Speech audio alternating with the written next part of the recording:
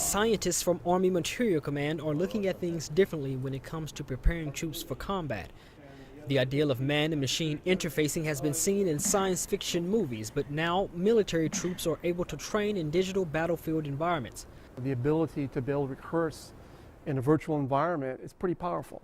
And up till now, technology really hasn't been available per se to collectively engage a squad or a fire team to walk through after-action reviews and do mission rehearsals and throw out scenarios that they would encounter, that they did encounter throughout the two wars.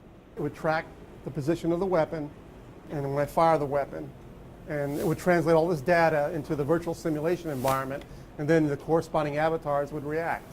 The Dismounted Soldier System uses sensory equipment and artificial intelligence to provide realistic training scenarios. A full-bodied avatar is provided for up to 9 troops going through the training that matches movement and weapons firing seamlessly. The more realism you have in the virtual environment, I think the more training value you get out of it.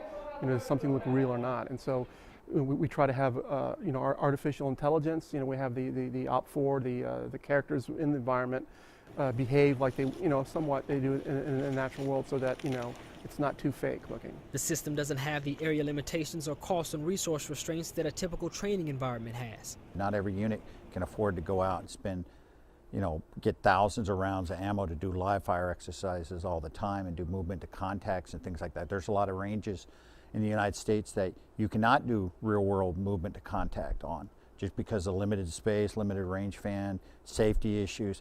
Imagine combat training without the cost of bullets, spending less for troops and equipment traveling across the country, and removing the cost of maintaining temporary facilities designed to look like areas of conflict. Consequently, if we get involved in another operation, some other part of the world where the training is vastly different, it's easy to go in for them to go in and change it and say, okay, now we're training in a triple canopy rainforest.